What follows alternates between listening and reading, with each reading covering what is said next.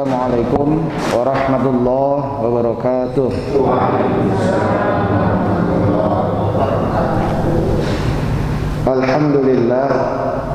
Alhamdulillahilladzi anzala sakinata fi qulubil mu'minin liyazdadu imanan ma'a imanihim. Asyhadu an la ilaha illallah wahdahu la syarika lah wa asyhadu anna Muhammadan abduhu wa rasuluhu la nabiyya ba'da. Para jamaah sekalian, sebelum kita lanjutkan kajian kita, masih membahas lanjutan yang lalu, yaitu mengenai ijtanibut taghut. Marilah kita sejenak berdoa. Di hari-hari ini hampir semua masjid tutup. Saya sebetulnya cukup senang juga Masjid Al-Hikmah ini masih buka ya. Nurul Hidayah sudah ditutup karena disuruh aparat ya, mulai dari pekan yang lalu. Jadi masjid-masjid lain juga saya lihat hampir semua begitu. Salat Jumat juga sudah ditiadakan. Wabah ini juga makin banyak memakan korban. Pengurus Masjid Nurul Hidayah kemarin juga, baru tadi malam itu juga ada yang meninggal juga karena sudah 1 pekan isolasi mandiri. Kemarin beliau harus dibawa ke rumah sakit, penuh rumah sakit Pak. Tidak ada satupun rumah sakit di Pamulang ini yang bisa menangani.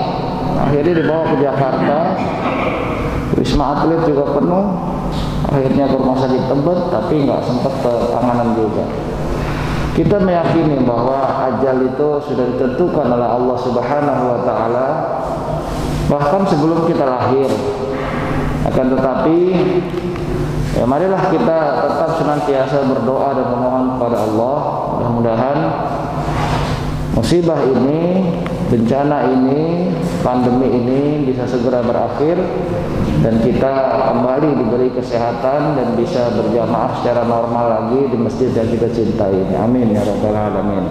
Dan bagi kawan-kawan kita yang masih sakit, mungkin masih isolasi mandiri atau dirawat, kita doakan juga pada mereka agar mereka, kita doakan pada Allah agar mereka segera diberi kesembuhan dan kesabaran.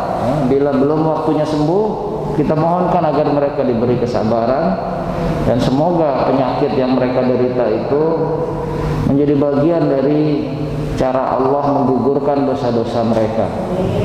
Rasulullah SAW sudah bersabda 1400 tahun yang lalu bahwa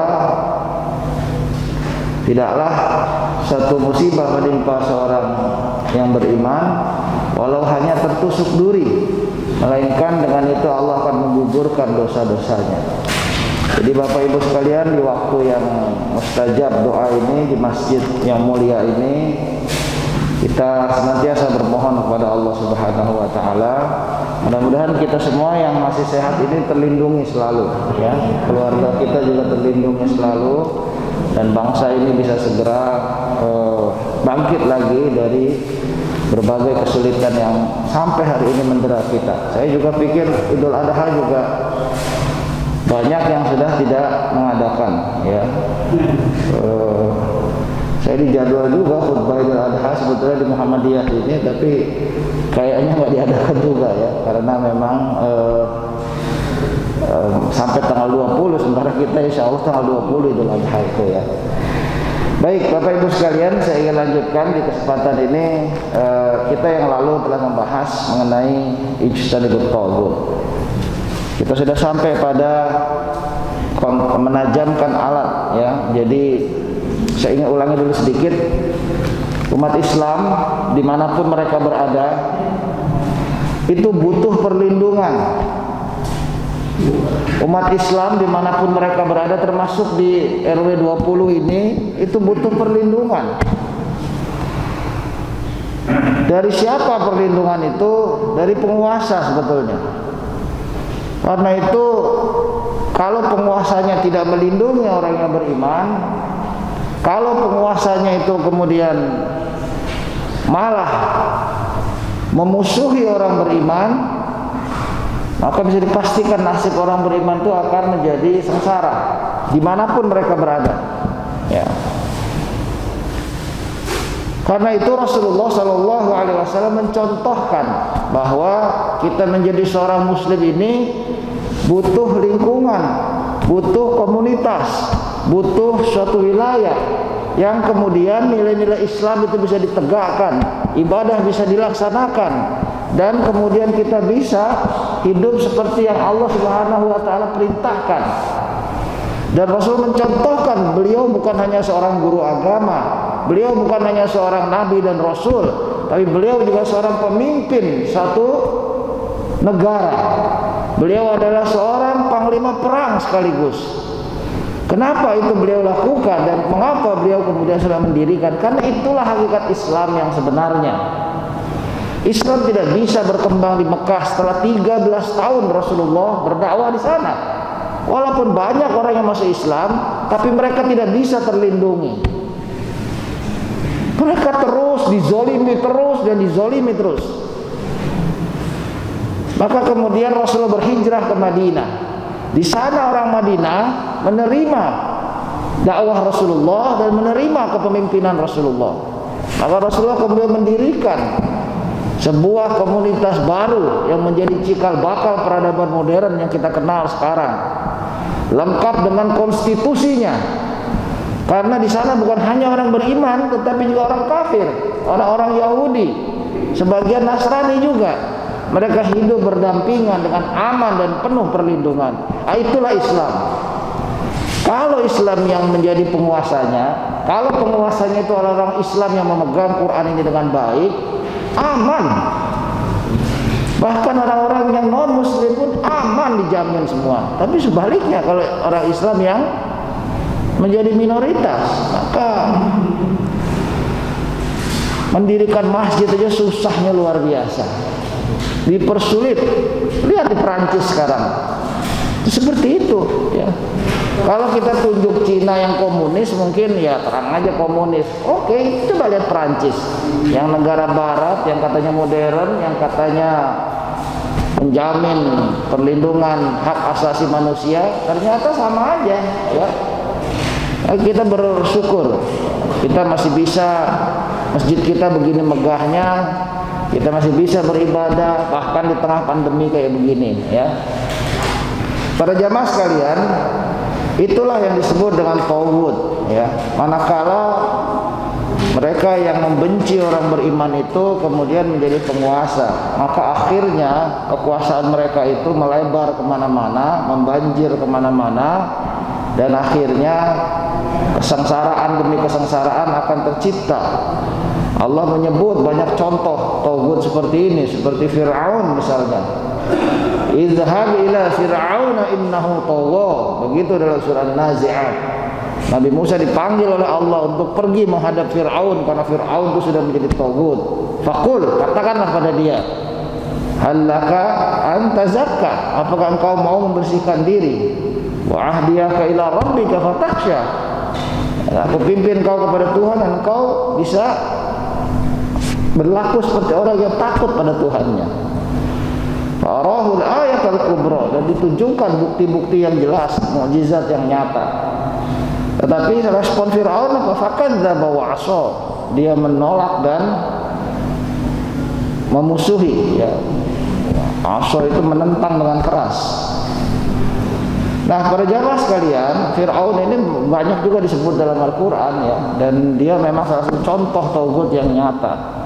Betapa sengsaranya Bani Israel yang beriman saat itu di bawah kepemimpinan seorang yang begini rusaknya. Mungkin setelah iblis, Fir'aun itu yang banyak dikutuki dalam Quran ini ya. Kenapa? Karena kesombongannya menjadi simbol. Kalau seorang atau sesuatu sudah masuk dalam Quran begini, ini menjadi pelajaran. Karena semua isi Quran itu adalah pelajaran. Kalla innaha tadhkirah. Jangan begitu, sungguhnya Quran itu adalah kitab pelajaran. Faman syaa dzakara, yang mau bisa mengambil pelajaran dari situ. Dan biasanya berulang. Ya, kalau Al-Quran kemudian mengambil contoh Fir'aun, biasanya berulang. Mungkin namanya bukan Fir'aun lagi di masa-masa sekarang, tetapi perilakunya sama saja ya. Dampak buruknya juga sama saja. Dan kita juga kemudian harus menghadapinya dengan cara yang sama.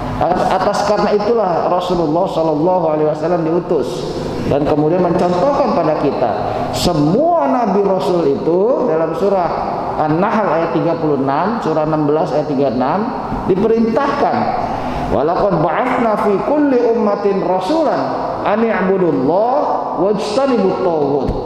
Sesungguhnya telah kami bangkitkan di setiap umat itu para rasul-rasul dan mereka semua memberikan ajaran yang sama, an i'budullah, agar kalian mengabdi, menyembah, beribadah hanya kepada Allah, wajtanibut taghut, dan selalu ijtanibut taghut, memusuhi, menjauhi, memerangi kalau perlu taghut itu.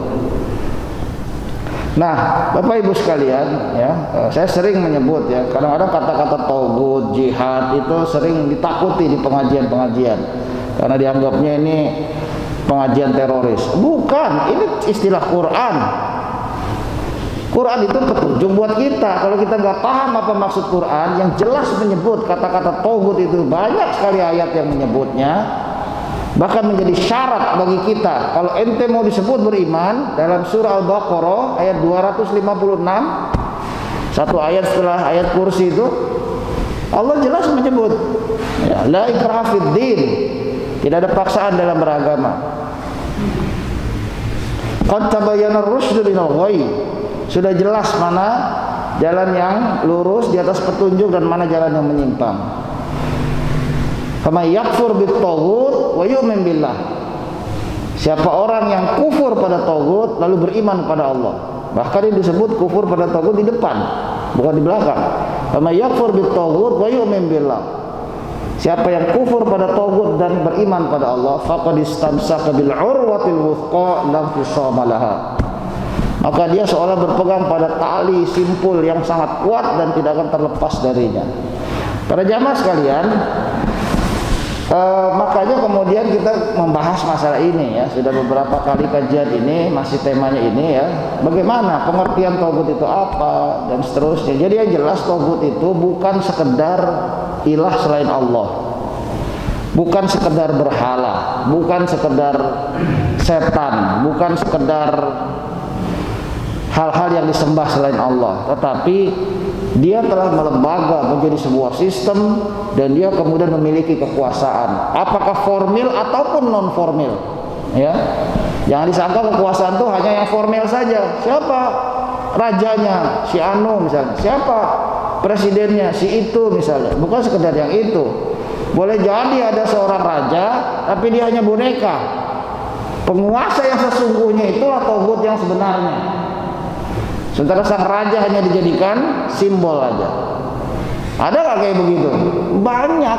Sepanjang sejarah kita udah melihat kualitas seorang pemimpin yang lemah biasanya akan mudah sekali dijadikan boneka seperti itu.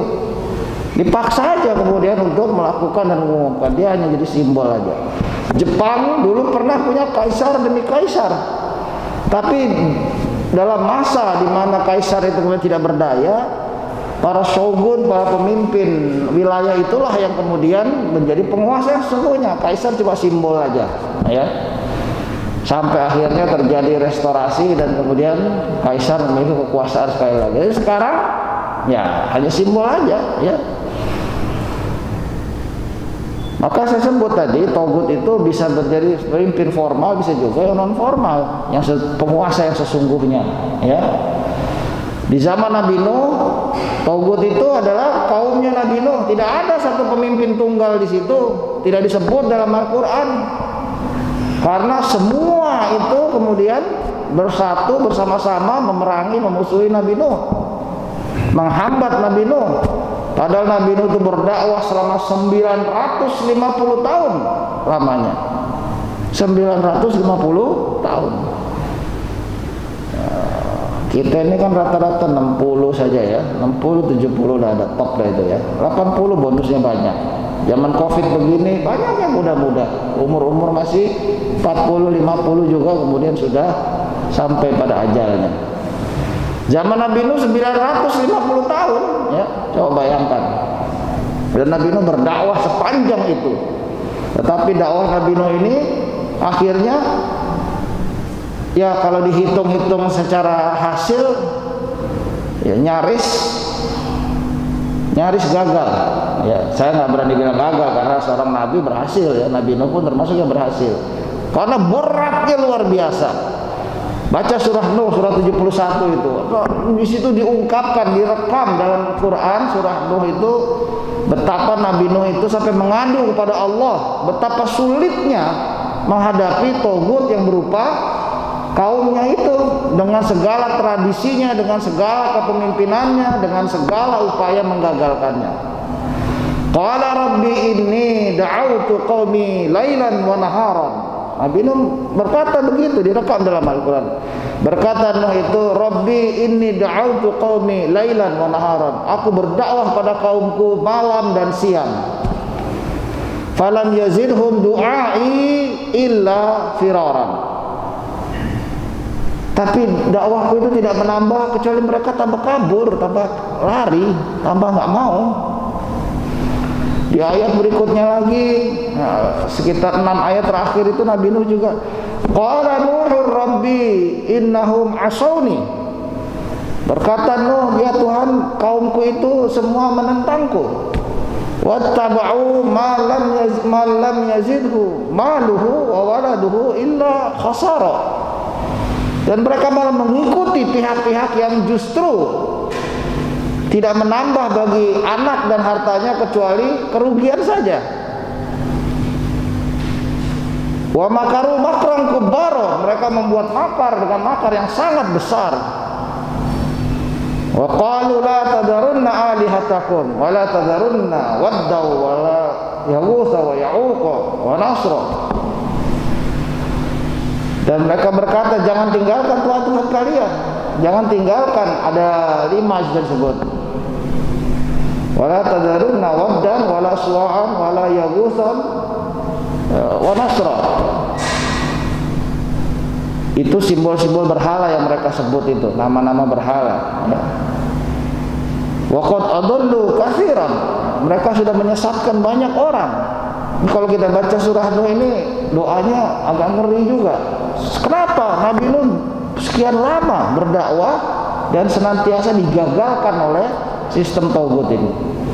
Sampai-sampai Nabi Nuh berdoa, wa qala Nuhur Rabbi la tadar 'alal ardi minal kafirina dayyaran. Ini ngeri doanya nih.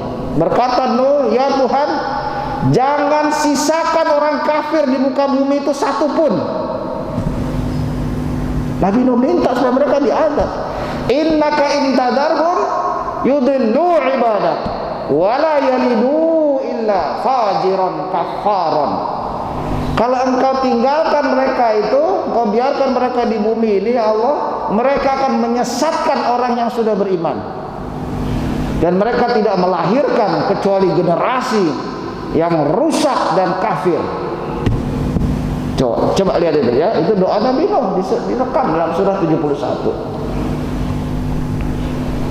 Maka kita bisa memahami ya betapa kok kalau kita sekarang mungkin kok Nabi doanya begitu sih gitu ya. Ya jangan ukur dengan model sekarang. Kondisi yang dihadapi Nabi Nuh itu begitu beratnya. Sampai-sampai istri dan anaknya kena juga. Saking beratnya menahan serangan ini, gempuran kekafiran oleh Togut ini, istri Nabi Nuh juga kena. Kemudian salah satu anaknya juga kena.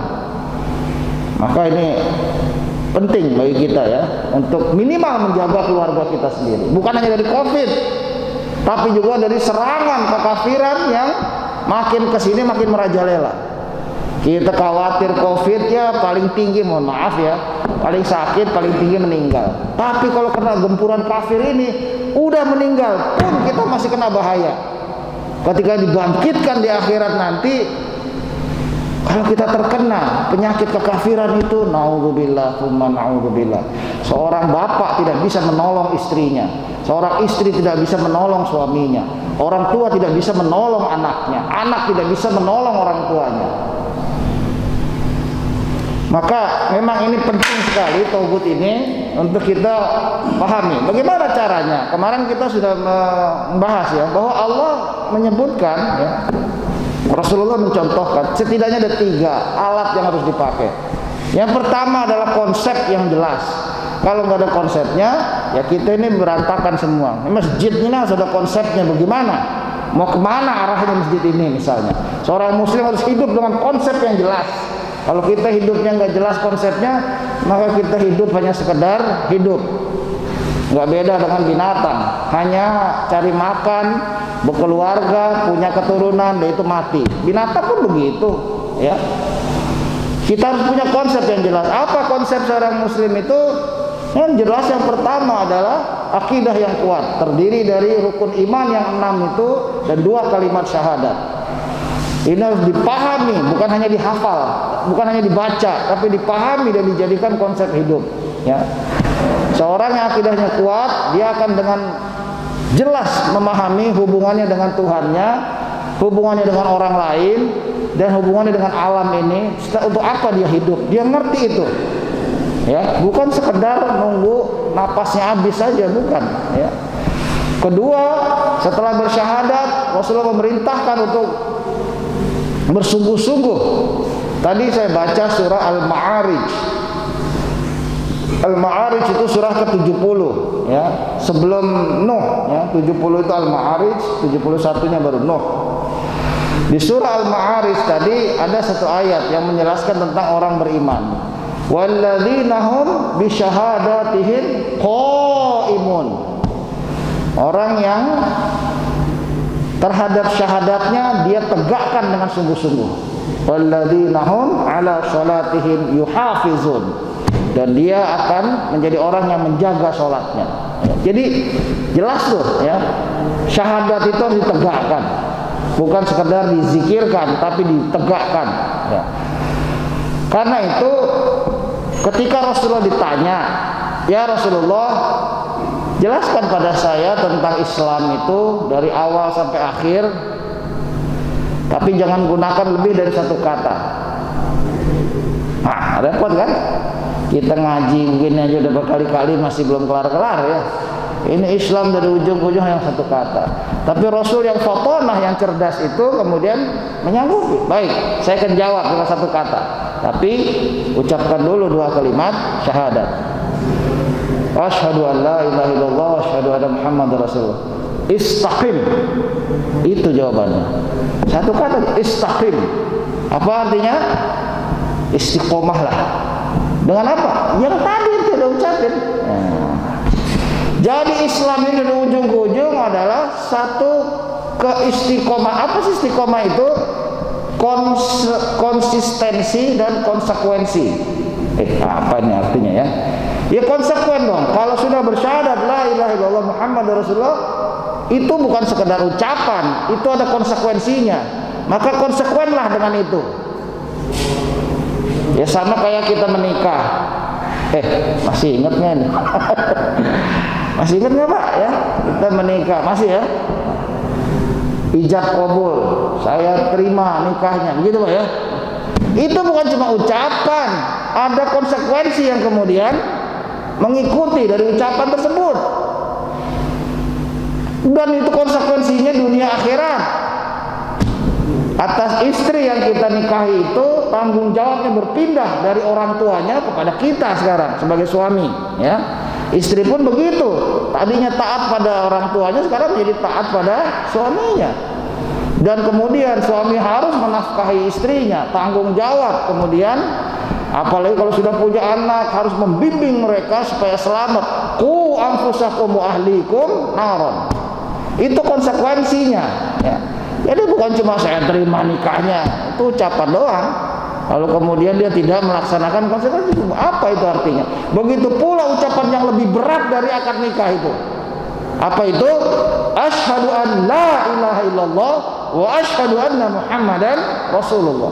Maka Rasulullah istaqim, konsekuenlah. 1 kata saja.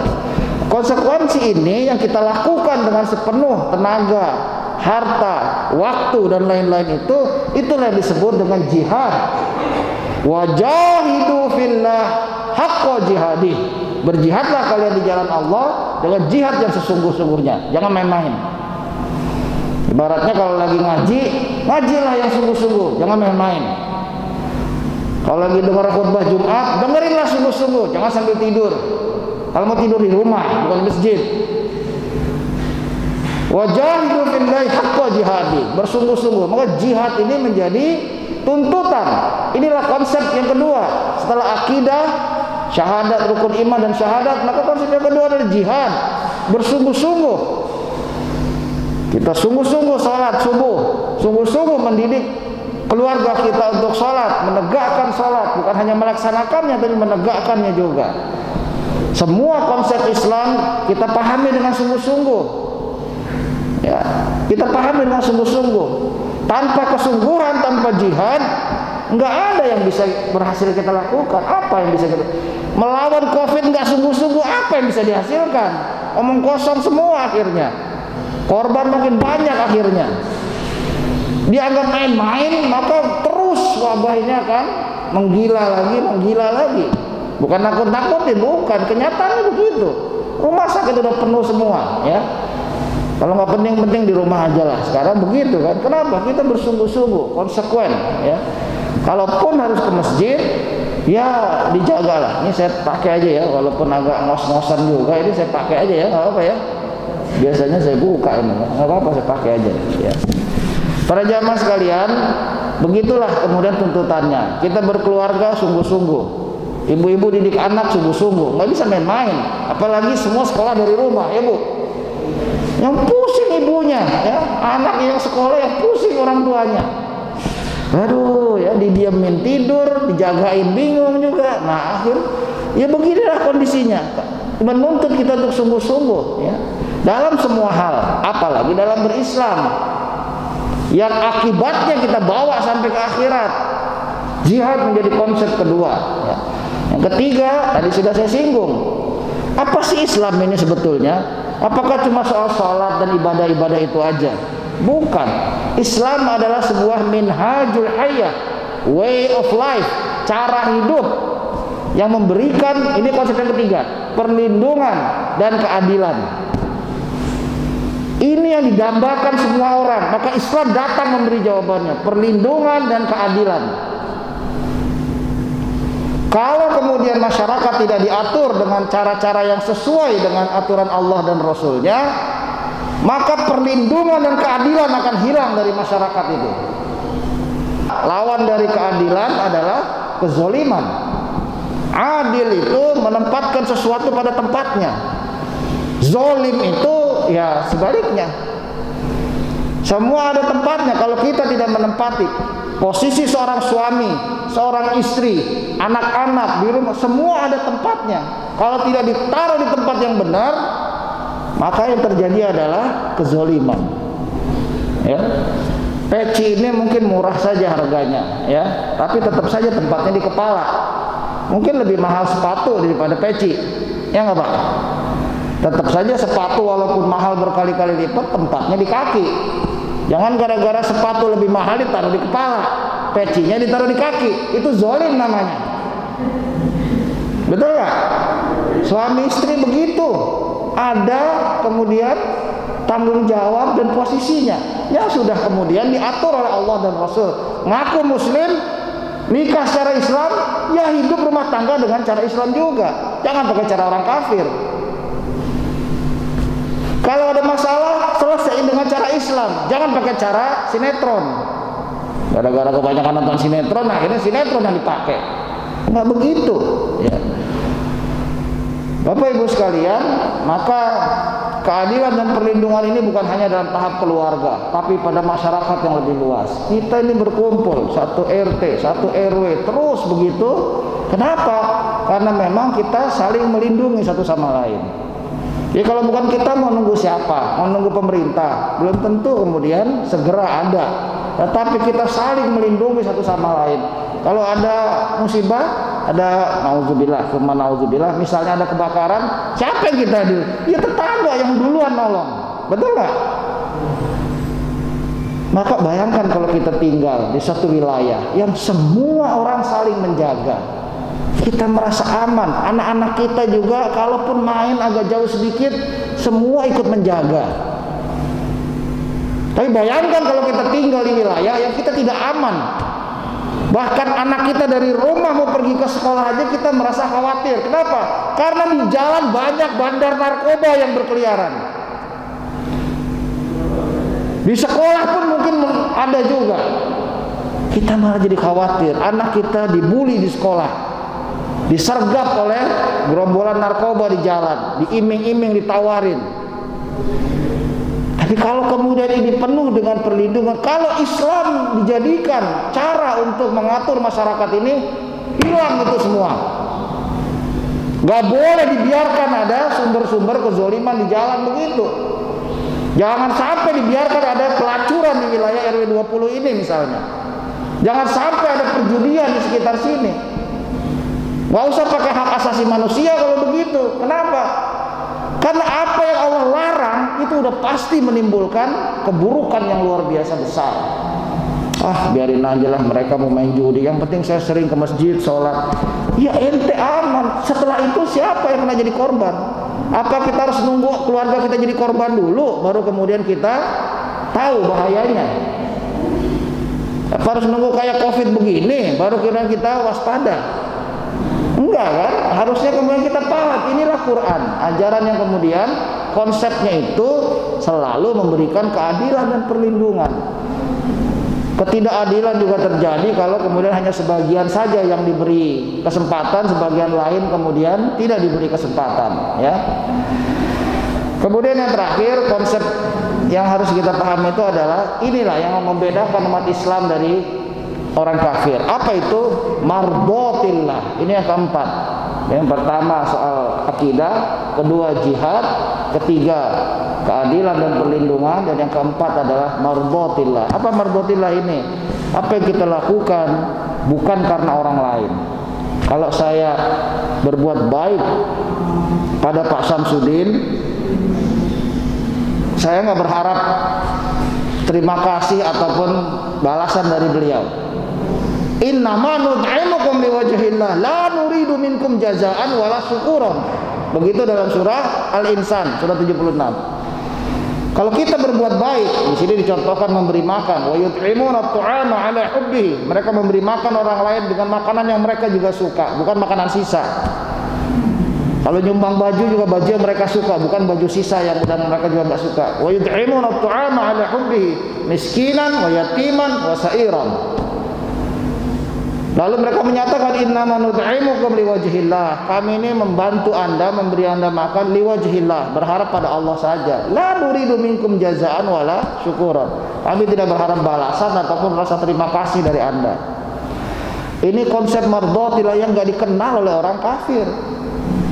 Di mana dia melakukan sesuatu karena Allah, bukan sekedar karena pengen dipuji orang.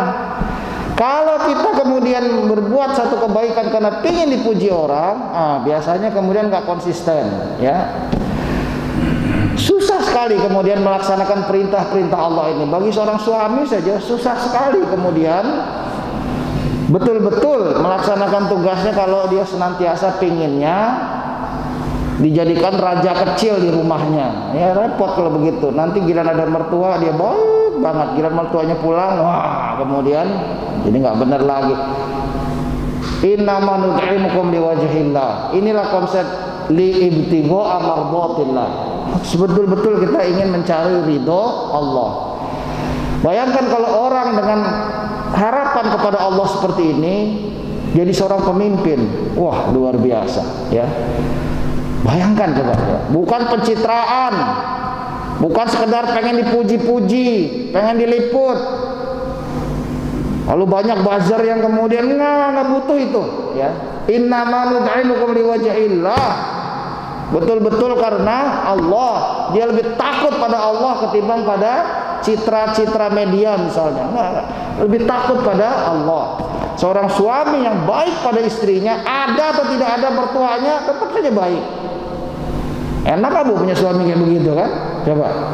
Jangan cuma ada mertua doang, tapi kemudian kalau mertuanya pulang jahat lagi. Tidak. Kalau karena Allah begitu. Semua yang dilakukan kalau bukan karena Allah menjadi berat. Apalagi jadi pengurus masjid di sini. Ya, waduh, berat. Udah bener aja disalah-salahin, apalagi kalau salah, udah pasti di ya kan? Karena itu ada ayatnya. Biasanya kalau di masjid-masjid suka ditulis ya ayat. Innama ya'muru masajidallah man amana billahi wal yawmil akhir, iqamus shalah, ita'iz zakah, walam yakhsha illallah.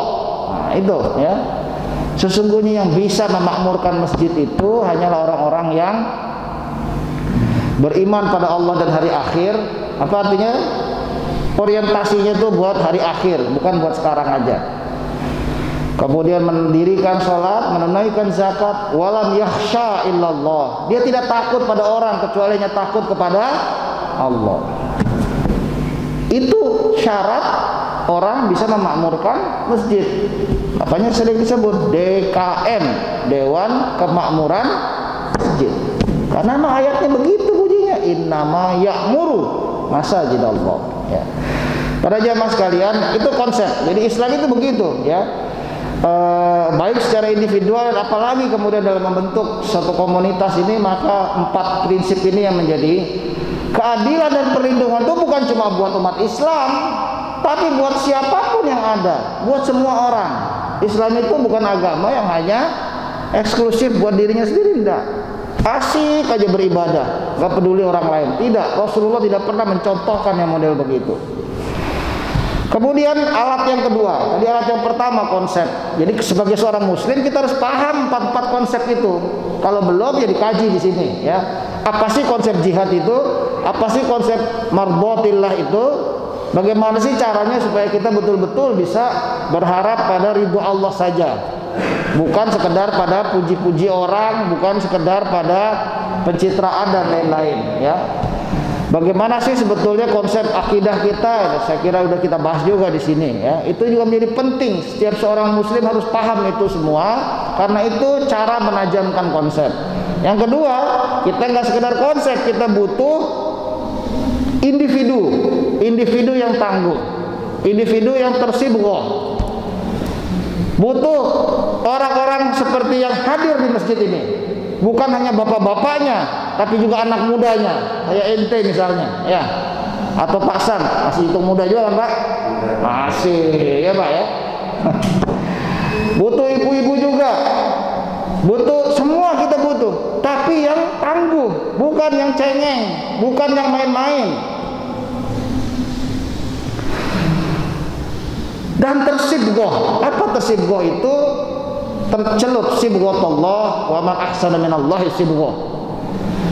Dia sudah kemudian tercelup seperti kain putih dicelup ke apa itu namanya? Apa Pak? Wantek, itu mereknya Pak. Apa namanya? Iya, pewarna, ya. Maka kalau kain putih kayak mekena ibu-ibu ini dicelup ke situ, merah cairan diangkat jadi hijau, jadi hijau juga, biru ya jadi biru juga, ya. Begitulah kita tercelup pada ajaran Islam ini, maka kemudian kita menjadi warnanya itu ajaran Islam itu. Bahkan bisa mewarnai sekitarnya, mewarnai keluarganya, mewarnai sekitarnya di masjid dan yang lain-lain, ya. Tersibghoh. Inilah konsep individu. Dan individu yang seperti ini juga butuh ujian dan cobaan. Lah ya kan, anak kita sekolah aja harus ada ujiannya, ya. Naik kelas nggak Bu anak-anak Bu? Ini kan udah naik-naik kan kemarin ya, udah terima rapot. Bagaimana mau ada naik kelas kalau nggak ada ujian, ya? Bagaimana bisa ada penilaian berhasil atau enggak kalau kemudian tidak ada ujiannya? Tapi sebelum ujian dia harus latihan dulu, belajar dulu, betul ya? Dia harus paham potensi dia dan menggali potensinya terus. Ibadah yang kita lakukan ini bagian dari latihan itu. Jangan kira sholat hanya untuk sholat. Ya udah, yang penting dapat pahala, udah dicatat sama malaikat, udah cukup. Bukan. Jangankan sholat. Ini Bu, makan minum aja ini ada tujuannya, bukan sekedar caranya. Kalau caranya gampang, ambil gelas, caranya minum nih, ambil gelas, buka masker. Baca bismillah. Tangan kanan jangan lupa. Rasul memerintahkan tangan kanan, jangan tangan kiri. Setan yang makan minum tangan kiri. Makan juga tangan kiri jangan, Bu, ya. Ini tahu di kanan, cabai di kiri, nggak boleh itu. Dua-duanya di kanan, ya.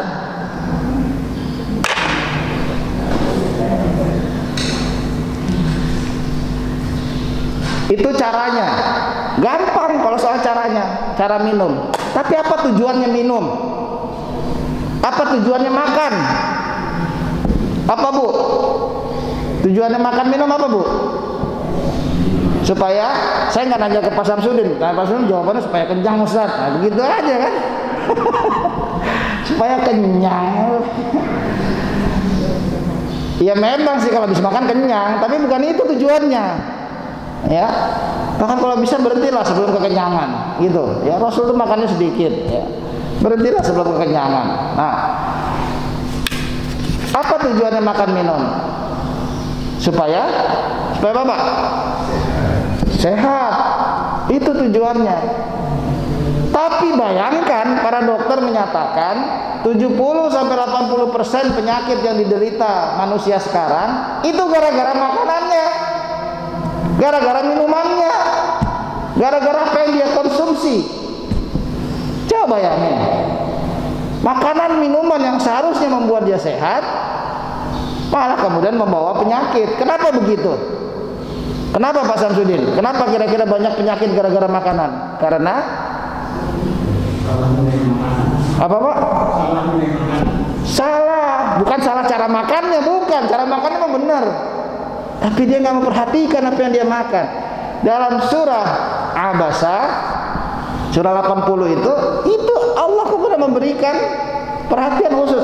Falyanzuril insan ila ta'amih. Hendaknya manusia memperhatikan apa yang dia makan. Tuh, ya. Jangan sembarangan. Jangan asal kenyang. Kalau itu berbahaya, maka kemudian Islam memberikan perintah soal makan itu. Kulu washrobu halalan thayyiban. Makan minum itu syaratnya harus yang halal dan yang thayyib. Lawan dari halal adalah haram. Apa yang haram itu? Hurrimat alaikumul maitatu waddamu walahmal hinzir wa ma uhilla li ghairillah. Ada 4. Diharamkan bagi kalian bangkai, darah, daging babi dan semua yang disembelih bukan karena Allah. Itu haram.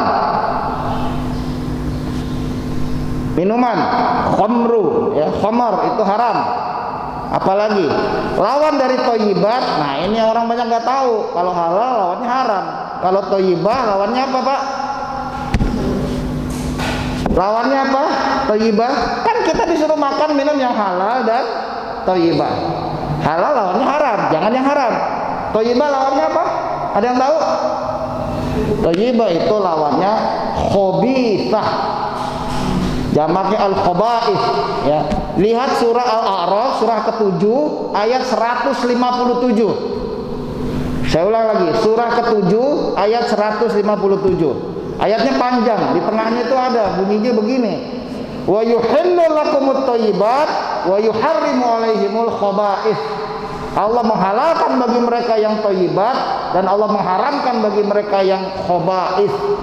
Thayyibat itu yang menyehatkan, membangun, bermanfaat buat kita, bergizi bahasa sekarangnya. Sementara khabithat itu sebaliknya, yang merusak, yang membahayakan, yang tidak ada manfaatnya sama sekali. Ya, kalau saya tanya Pak Sam, racun tikus itu halal apa haram? Kenapa haram, Pak? Karena mematikan. Kalau dimakan tapi nggak mati, Pak. Yang sedikit deh, sedikit nggak mati, Pak. Kalau cuma sedikit mah, gitu ya. Ya haram, ya haram. Mau sedikit mau banyak. Kenapa jadi haram? Karena dia khaba'ith. Apa itu khaba'ith tadi? Khabithah itu merusak. Itu deliknya. Surah Al-A'raf ayat 157. Memang racun tikus nggak ada di Quran. Cuma kita yang punya otak ini ngerti bahwa ini berbahaya, merusak. Karena itu menjadi haram. Kalau narkoba Apalagi narkoba, double itu, udah homer juga memabukkan, dia juga merusak. Ada juga narkoba yang tidak memabukkan. Tuh yang kemarin baru ditangkap tuh, ya. Itu nggak memabukkan katanya, saya juga nggak tahu ya. Bapak jangan bilang Ustaz tahu aja, saya nggak tahu, cuma dikasih tahu oleh mereka-mereka yang gitu. Namanya sabu-sabu. Sabu-sabu itu tidak memabukkan, malah bikin semangat. Bintang film, bintang sinetron itu banyak ditangkap gara-gara sabu-sabu karena sinetronnya stripping katanya. Kerjanya siang malam bikin supaya kuat, mereka kayak sabu-sabu supaya semangat. Malah saya dibilang, Ustaz sekali-sekali pakai sabu-sabu biar ceramahnya semangat. Saya bilang enak aja. Memang tidak memabukkan tapi merusak, maka semua yang merusak itu haram hukumnya. Sebelum pulang Bu, saya mau tanya dulu, rokok itu kira-kira merusak apa enggak Bu? Nah, jadi hukumnya kita gampang aja. Apapun itu namanya, kalau merusak, membahayakan, maka itu haram. Bukan hanya merusak dirinya, orang lain juga kena. Maka kalau zaman Covid gini kita disuruh pakai masker, saya bilang ente kalau mau ngerokok pakai kantong plastik hitam, tutup kepalanya, biar orang lain nggak kena. Rusak aja sendiri, jangan orang lain diajak rusak juga. Setuju nggak Pak Sam? Baik, jadi inilah kemudian konsep tangguh, ya, tersibgoh. Seorang muslim itu bukan hanya sholat, bukan hanya puasa, tapi hidupnya, makan minumnya, dan lain-lain dia terjaga. Sholatnya, puasanya, itu tahu apa target dan tujuan yang hendak dia capai. Bukan sekedar melaksanakan. Minum tadi cuma melaksanakan doang minum. Tujuannya apa? Di situ yang kemudian menjadi persoalan. Kalau dia tidak perhatikan apa yang dia minum, asal minum aja, jadi persoalan itu nanti. Begitu pula sholat. Apa yang mau kita capai dari sholat ini, itu yang menjadi pertanyaan. Kalau kita nggak tahu, maka sholat beribu-ribu rakaat, tapi manfaatnya nggak ada buat kita. Puasa bertahun-tahun setiap Ramadan, nggak ada pula manfaatnya. Dan Rasul sudah mengingatkan itu. Rubba sha'in laisa lahu min syamihi illal ju' wal 'atas. Betapa banyak orang puasa tidak dapat apa-apa dari puasanya kecuali hanya lapar dan haus. Sholat bukan hanya tidak memberi manfaat, bahkan bisa menyeret orang ini ke neraka. Fawailul lil musallin. Masuk neraka dia walaupun sholat. Ini jelas dalam Al-Quran. Hati-hati ya. Kenapa begitu? Tadi makan minum yang harusnya menyehatkan malah membuat dia sakit. Ibadah yang seharusnya bisa membawa dia ke surga malah menyeret dia ke neraka. Hal ataka haditsul ghasyiyah. Sudah sampai belum berita yang menggetarkan itu? Apa itu? Wujuhu yauma idzin khasyiah. Wajah mereka tertunduk takut hari itu. Amilatun nasibah. Mereka sudah beramal ibadah begitu susah payahnya. Tasla naran hamiyah. Dilempar juga ke neraka. Na'udzubillah, tsumma na'udzubillah. Kenapa bisa begini? Amal itu harus ada tujuannya yang jelas, dan itu seperti dicontohkan oleh Rasulullah. Nanti ini kita akan masuk pada konsep yang ketiga. Waktunya udah habis tadi ya.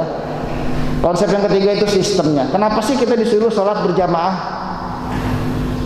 Udah di rumah aja ya. Ada ustadz yang bilang sama aja lah, sholat di rumah, sholat di masjid. Sama nggak kira-kira Pak Sam? Ya kalau sholatnya sih mungkin sama ya. Sholatnya nih mungkin sama. Ente sholat di rumah, di masjid, di kantor, di pasar, di jalan, dimanapun mungkin sama. Tapi berjamaahnya itu yang menjadi berbeda. Di sini yang nggak bisa digantikan. Nggak bisa. Maka kalaupun kita harus meninggalkan masjid karena pandemi ini, sebaiknya kita bermuhasabah. Ini mungkin teguran keras dari Allah pada kita semua di masjid ini. Seolah-olah Allah menganggap kita tidak layak masuk ke masjid lagi, sehingga masjid ini jadi tertutup, sehingga kita nggak bisa lagi mendapatkan sholat di masjid. Begitu pula ke tanah suci, seolah Allah menganggap kita tidak layak untuk berkunjung ke Baitullah, untuk umrah ataupun haji. Ada apa ini? Terlepas dari soal pandeminya, kita bermuhasabah, ya Allah, jangan sampai nikmat yang begini besar, yang tidak diberikan oleh Allah kepada semua orang. Kalau nikmat harta, nikmat sehat, orang kafir yang gak pernah sholat pun dikasih oleh Allah. Tapi nikmat datang ke masjid, sholat berjamaah, dengerin ceramah, itu nggak diberikan oleh Allah kecuali pada orang-orang pilihan kayak bapak-bapak dan ibu-ibu ini. Lihat subuh ini, siapa yang Allah pilih? Fajtabahu lahu wa ja'alahu minas shalihin. Allah memilih dia dan menjadikan dia orang yang soleh. Itu dipilih oleh Allah. Maka kalau sampai ini juga hilang juga, memang kita harus bermuhasabah. Ada apa ini? Kesalahan apa kita? Begitu salahnya kah sikap kita kepada masjid ini sampai-sampai Allah kemudian mencabut nikmatnya. Mudah-mudahan tidak terjadi dan mudah-mudahan kita tetap sehat. Baik, sebelum saya akhiri, seperti biasa mungkin ada pertanyaan atau koreksi kalau ada yang keliru. Silakan. Silakan, Pak. Iya, Pak. Untuk seseorang mereka tidak merasa rusak, seperti rokok misalnya. Ya. Ada yang kandungan rokok, dia merasa ya. Ya. Saya, Pak, punya alergi. Saya kalau pesen apa Pak? Saya kalau pesen apa namanya dimsumnya Pak. Saya ya ada yang seafoodnya itu udang, itu nggak pernah saya makan. Yang makan anak saya, karena saya alergi Pak. Kalau saya makan udangnya gatal-gatal semua. Maka itu walaupun halal, tapi tidak thayyibat buat saya. Tapi halal dan buat anak saya nggak ada masalah, karena mereka tidak alergi. Istri saya nggak masalah karena nggak alergi. Buat saya hindari. Ya. Apakah seperti itu? Iya, seperti itu. Kalau bapak punya penyakit darah tinggi misalnya, lalu disuruh jangan makan yang apa Pak?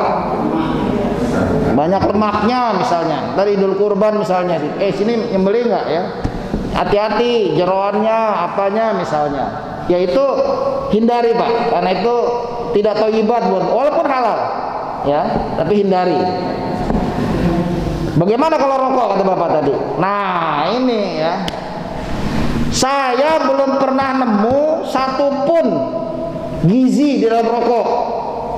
Apa kayak gitu ada? Nggak ada. Rokok itu sebatang isinya 3000 macam racun Pak. Nggak ada gizinya satupun. Kalau kopi, teh mungkin kalau kebanyakan bermasalah, tapi kalau segelas dua gelas masih oke, masih banyak manfaatnya buat jantung. Tapi kalau rokok nggak ada Pak manfaatnya satupun, cuma perasaan doang. Perasaan kalau habis ngerokok tenang, perasaan coba ya. Ente periksa paru-paru ente itu, bohong nggak, bermasalah nggak? Jangan pakai perasaan kok yang begini Pak ya. Nanti makan racun tikus, perasaan nggak apa-apa, cuma dikit. Apa jadi halal itu gara-gara perasaan? Tetap haram. Ya, kecuali kalau bapak bisa tunjukkan pada saya, nih loh Ustaz, rokok itu satu batang itu karbohidratnya sekian, kalorinya sekian. Nah itu baru saya cakep deh. Mau susu beruang kayak apa kayak gitu ya? Nggak ada Pak, satu pun nggak ada gizinya rokok itu. Ayo, siapa mau bantah coba? Silakan bantah. Tapi jangan pakai perasaan bantahnya. Pakai data, bener nggak ada gizinya? Kalau saya ngerokok, kemudian otak saya jadi cemerlang, tapi jangan pakai perasaan, ya, pakai data, bener nggak ada proteinnya kayak, ada nggak? Ada. Yang ada di setiap bungkus rokok itu peringatan, rokok bisa membunuh, betul nggak? Tiba-tiba orang jadi nggak bisa baca semua ketika beli rokok, ya, betul nggak Pak? Yang nggak bisa disamain rokok dengan udang Pak, ya. Kalau udang atau jeroan ya bagi yang punya penyakit, bagi yang alergi, oke, tidak thayyibat, tinggalkan. Tapi yang bagi yang lain silahkan. Tapi kalau rokok, narkoba, sabu-sabu, nggak ada manfaatnya sama sekali. Betul Pak? Nanti kalau bapak tanya sama orang yang kecanduan narkoba, dibilang buat saya itu kayaknya nggak apa-apa. Ini jangan bilang nggak apa-apa. Periksa yang benar nggak itu nggak apa. Kalau itu nggak ada manfaatnya dan semua isinya racun, haram. Sudah tinggalkan. Bagi mereka yang takut pada Allah, gitu Pak. Ya. Mohon maaf saya agak kenceng kalau soal rokok nih. Soalnya di pelan-pelanin juga nggak dengar juga Pak. Jadi mudah-mudahan tersinggung ya. Karena kalau tersinggung itu dibawa pulang biasanya ya. Ustadz nih rokok lagi. Nggak apa-apa Pak ya. Di apa namanya, Bojong Nangka di apa, Gading Serpong sana ada sebuah masjid. Lama saya di sana dia, dari 30-an, 40-an yang rajin ngaji ya. 3 tahun lebih ya, 4 tahun mungkin. Tadinya tuh 70% perokok. Setelah 4 tahun, alhamdulillah tinggal 4-5 orang aja yang ngerokok, lainnya berhenti semua. Saya nggak bosen-bosen Pak, saya singgung terus ya, biar kita sehat.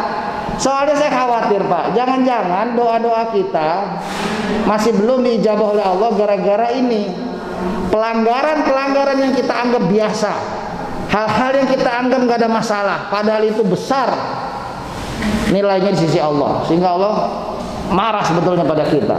Tapi kita ini nggak merasa salah, sehingga kemudian malah cari-cari alasan terus. Tapi kan terus ya. Demi apa? Demi supaya tetap bisa merokok. Itu repot kalau udah kayak gitu Pak ya. Nggak ada bedanya dengan pecandu narkoba akhirnya. Terus saja punya alasan.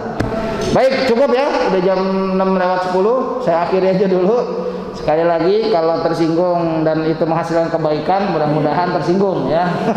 Tersinggung itu baik asal ditindaklanjuti, dan kita berdoa mudah-mudahan Allah Subhanahu wa taala menerima amal ibadah kita dan melindungi diri kita dan keluarga kita. Amin ya rabbal alamin. Subhanakallahumma wa bihamdika asyhadu an la ilaha illa anta astaghfiruka wa atubu ilaik. Walhamdulillahi rabbil alamin. Assalamualaikum warahmatullahi wabarakatuh.